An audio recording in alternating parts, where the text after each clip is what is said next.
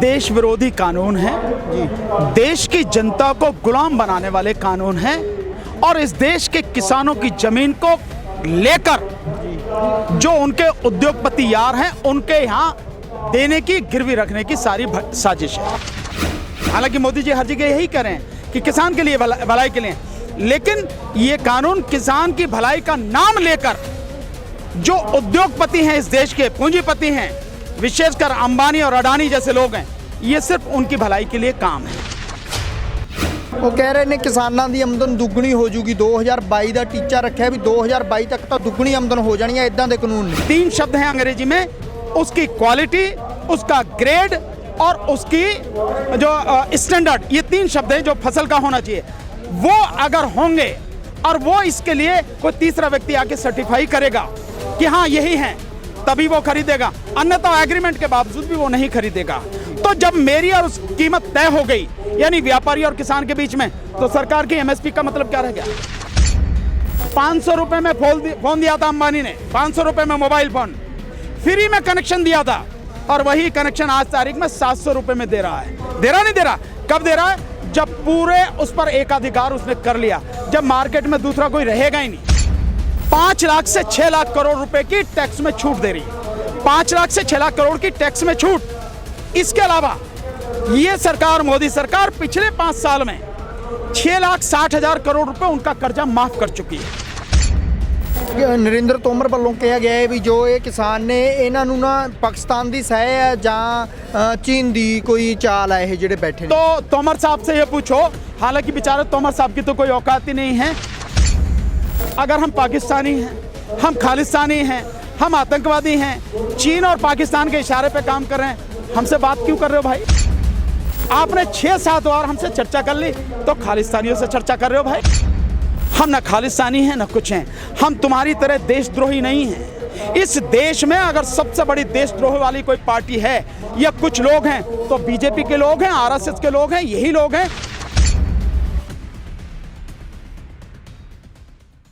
किसान अंदोलन नूं हर एक वर्ग वालों सपोर्ट मिल रही है। अज इत्थे पहुंचे ने सुप्रीम कोर्ट के वकील ने, सीनियर वकील भानू प्रताप जी, उन्होंने नाल करदे हां गल। वो इस संघर्ष नूं किस तरह देखते हैं ते मोदी सरकार वालों जो कानून लिआंदे गए ने उन्हां बारे इन्हां दा की विचार है? हाँ जी सर। देखिए, ये देश विरोधी कानून है जी, देश की जनता को गुलाम बनाने वाले कानून हैं और इस देश के किसानों की जमीन को लेकर जो उनके उद्योगपति यार हैं उनके यहाँ देने की, गिरवी रखने की सारी साजिश है। किसान इस बात को समझ रहा है। हालांकि सरकार बार बार कह रही कि ऐसा कुछ नहीं है, लेकिन यही है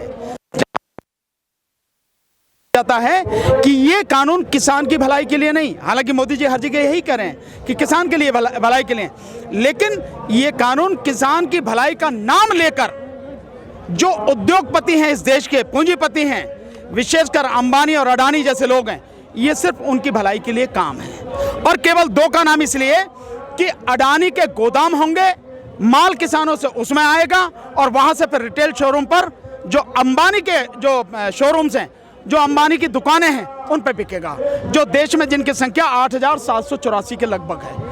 ये सारा एक भयंकर षड्यंत्र है जिसमें हमें फंसाने की कोशिश की जा रही है, लेकिन हम फंसेंगे नहीं। हम जानते हैं सच क्या है और झूठ क्या है। वो कह रहे हैं किसानों की आमदन दुगनी हो जूगी, 2022 का टीचा रखा भी 2022 तक तो दुगनी आमदन हो जानी है, इदां दे कानून ने। मुझे आप एक बात बताइए, कैसे होगी किसानों की आय? इस कानून के माध्यम से सरकार एमएसपी के कानून से बिल्कुल अलग, एमएसपी से बिल्कुल अलग हट जाती है। जैसे जो एग्रीमेंट वाला कानून है, उस एग्रीमेंट वाले कानून में धारा 5 है जिसमें कीमत तय होती है। वो कीमत तय होगी पूंजीपति के, यानी व्यापारी के और किसान के बीच में।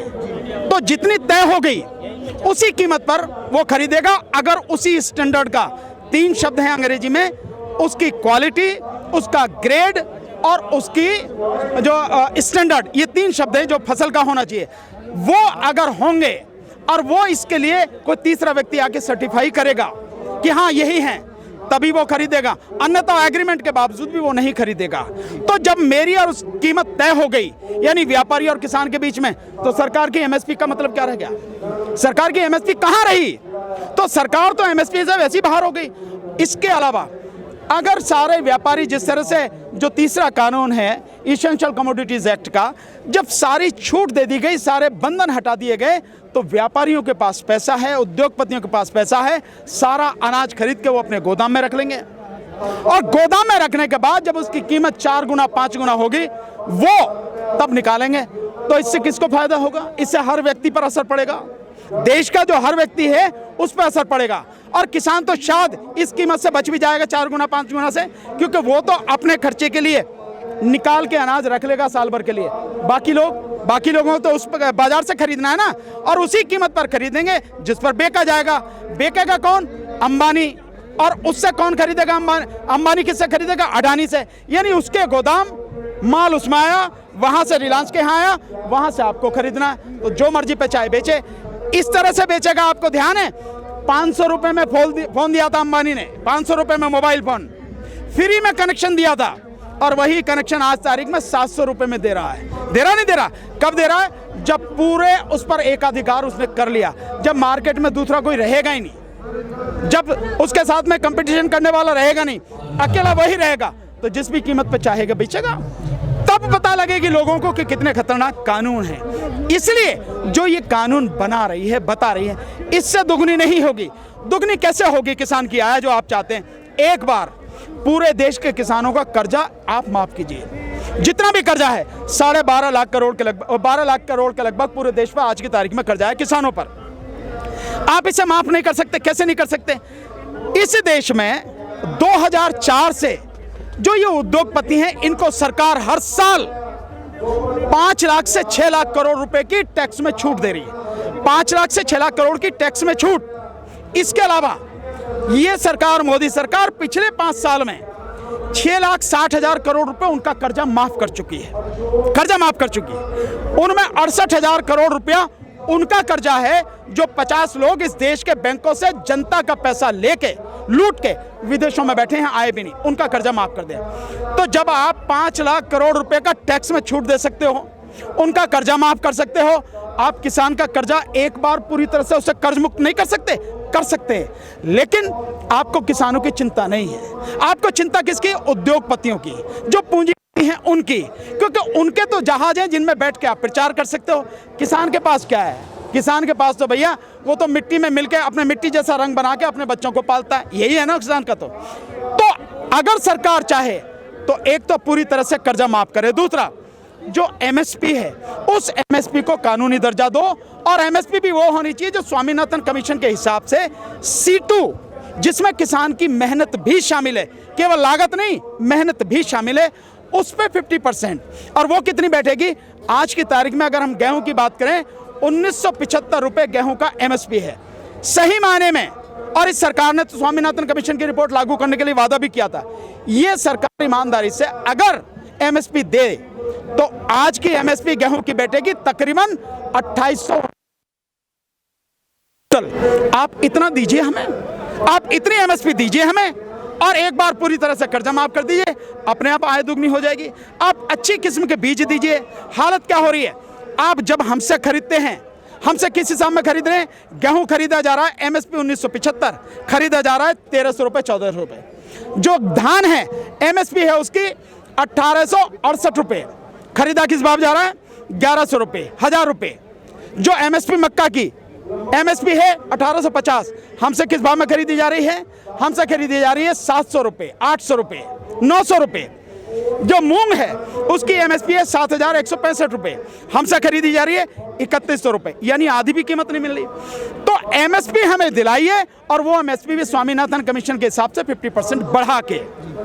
हमें किसी से भीख नहीं चाहिए। किसान मेहनत करके खाने वाला स्वाभिमानी व्यक्ति है, उसे अपनी इज्जत प्यारी है, अपनी मेहनत पर उसे भरोसा है। आप मेहनत का उसको दाम दीजिए। हमें कुछ नहीं चाहिए, आपसे कुछ नहीं चाहिए।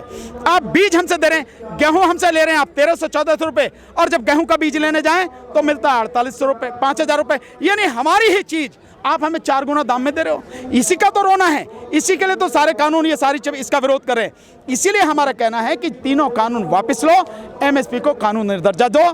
जब तक नहीं लोगे संघर्ष जारी रहेगा। ਨਰਿੰਦਰ ਤੋਮਰ ਵੱਲੋਂ ਕਿਹਾ ਗਿਆ ਹੈ ਵੀ ਜੋ ਇਹ ਕਿਸਾਨ ਨੇ ਇਹਨਾਂ ਨੂੰ ਨਾ ਪਾਕਿਸਤਾਨ ਦੀ ਸਹਿ ਹੈ ਜਾਂ ਚੀਨ ਦੀ ਕੋਈ ਚਾਲ ਹੈ ਇਹ ਜਿਹੜੇ बैठे तो तोमर साहब से ये पूछो, हालांकि बेचारे तोमर साहब की तो कोई औकात ही नहीं है, वो तो जैसे मोदी जी कह देंगे वैसे ही चलेंगे या अमित शाह जी कह देंगे वैसे ही चलेंगे।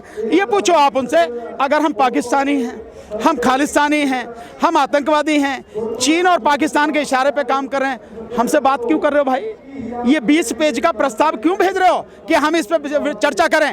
आपने 6-7 बार हमसे चर्चा कर ली तो खालिस्तानियों से चर्चा कर रहे हो भाई?